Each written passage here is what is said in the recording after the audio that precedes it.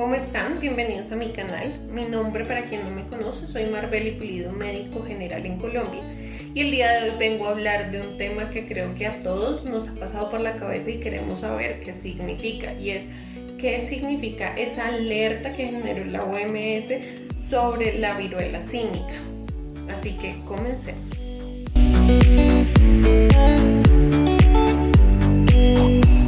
Se llevó a cabo una reunión el día 23 de julio y el director general de la Organización Mundial de la Salud empieza a hablar sobre el tema de la viruela símica y dice, venga, ya no va a ser un problema de salud pública porque ya no estamos en emergencia, pero necesito que sigan teniéndolo en el recorderis todos, tanto las entidades de salud como los pacientes. Y entonces genera un documento en donde ya lo hemos radicado y emitido el día 8 de agosto, donde empieza a explicar nuevamente todos los pormenores de por qué, cómo, cuándo, dónde y en qué momento sospechar, cómo prevenir. Y ahí es donde quiero de pronto enfatizar un poquito más por qué es importante esta alerta mundial.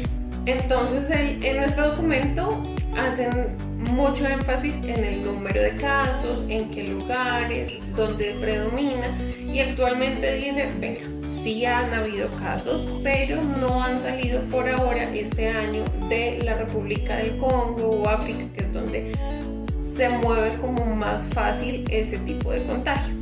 Pero hay que tenerlos ahí al ojito, hay que estar pendiente, porque no quiere decir que porque no lo escuchemos en el continente no existe o eso ya dejó de suceder. Sigue sucediendo, por lo cual hay que tenerlo al pendiente.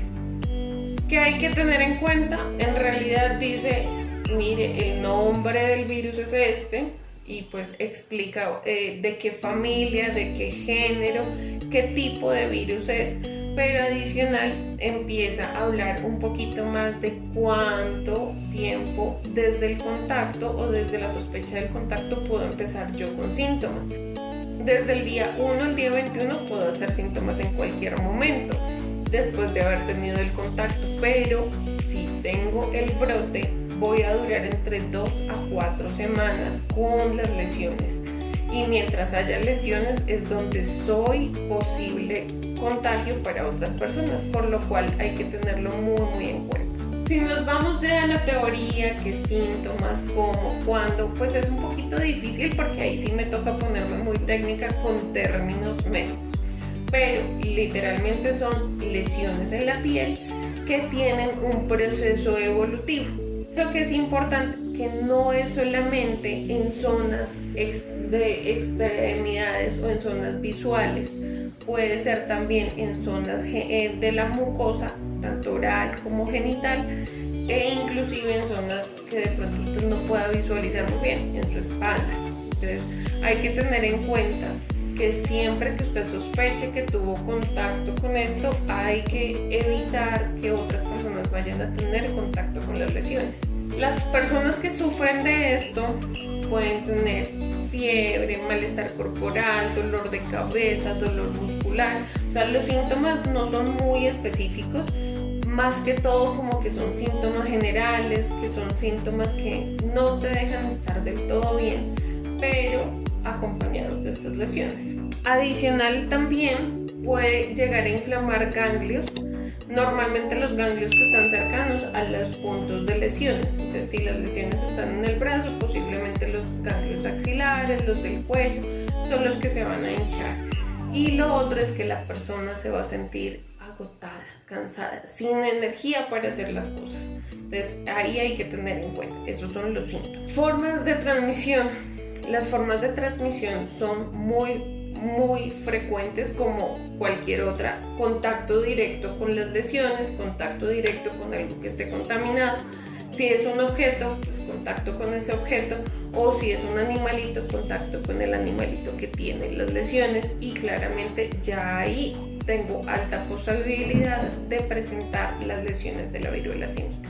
Tengamos en cuenta que dentro del evento sí existe como prevención la vacunación, pero la vacuna no es para toda la gente, no, sino que solamente si yo sospecho que tuve contacto, me puedo vacunar contra eso cuando tuve el contacto. Es decir, si estoy entre los 4 y 14 días, entre esos días yo puedo tener la vacunación. Si me paso o es antes o si me paso ese tiempo, lo ideal es que no, y no hay como resultados de protección frente a esos tiempos de vacunación. Otra forma de prevenir es evitar el contacto. Si yo sé que alguien está contaminado, no voy a tocarle, venga, le aplico la cremita, venga, le limpio las lesiones, para nada. Si por X o Y motivo una mamá queda en embarazo y en ese embarazo tiene viruela, muy altamente probable se hace un contagio vertical, es decir, de mamá a bebé. El feto se puede contagiar. Y el documento también habla de unas recomendaciones que sí hacer y que no hacer. ¿Qué sí hacer? Entonces hablar de el aislamiento, persona que tiene el diagnóstico, que sospecha, por favor aíslese para evitar que esto se vuelva un problema de salud pública. Lávense sus manos, sean muy juiciosos, usen un tapabocas que les haga sello sobre la cara. No me sirven esos tapabocas que quedan sueltos, esos tapabocas por debajo de la nariz. No, necesito que se ponga bien, y ojalá mientras estén con las lesiones traten de cubrir las lesiones si van a estar en contacto con otras personas. Es decir, en la casa no puedo estar estrictamente sola, necesito compartir el baño. Por favor, mientras vayas a tener ese tipo de contactos, trata de cubrir las lesiones.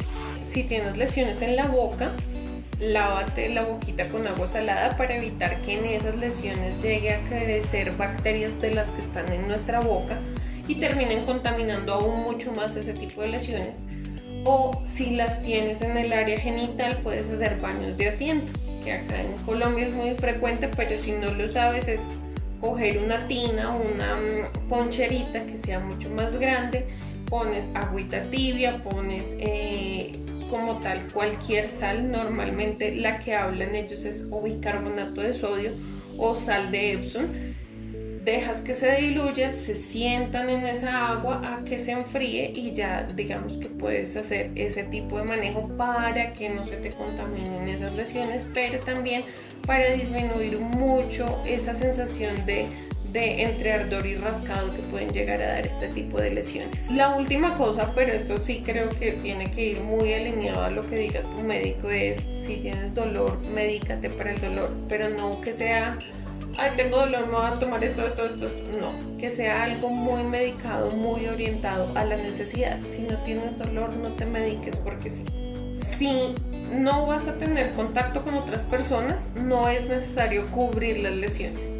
O sea, si puedes tener tu aislamiento estricto sin contacto con otra persona o con un animalito, puedes tener tus lesiones descubiertas. Lo ideal es que estén al aire libre, descubiertas, para que se sequen y que el proceso de cicatrización sea mucho más rápido, ¿vale? ¿Qué no hacer? Lo que no debemos hacer es, si se forma una vejiguita, una ampolla, reventarla. Por favor, no te manipules las lesiones. Las lesiones, todo lo que sea que es pichar. ¿Por qué? Porque si sale ese líquido de la ampolla, donde se riegue, vas a brotar también. Si no estabas contaminado de las manos, puedes llegar a contaminarte, puedes pasar de un lado a otro la infección. Entonces, por favor, manipulación de las heridas solamente para el lavado, de resto, evítalo. ¿Listo? Nada de reventar las ampollas, nada de quitemos esta costrica, nada de eso. Bueno, también está como un no rotundo, que si está en zonas en donde crece harto el vellito, por favor no se te ocurra afeitarte, no te afeites esas zonas. ¿Por qué? Porque primero contaminas ese objeto queda contaminado, lo dejas en el baño, otra persona entra al baño, se contaminó y mejor dicho esto se vuelve un problema de salud pública, por lo cual intentemos en lo posible no hacer rasurado o no afeitar la zona para evitar eso, o también porque al afeitar quitamos una partecita, la partecita más superficial de las heridas y podemos llegar a lesionar la zona. Entonces podemos promover a sobreinfecciones que no tenemos. Entonces tratemos de evitar ese tipo de conductas. Y esto es lo que a grandes rasgos para las personas del común dice este documento. Espero que les haya gustado la información que les acabo de brindar. Cualquier novedad, duda, o alguna sugerencia que tengan. Quedo súper atenta. Por favor, no olviden que un like y un comentario va a permitir que este video llegue a más personas, de pronto personas que tengan este tipo de dudas y que también quieran resolver. Nos vemos en un siguiente video. Chao, chao.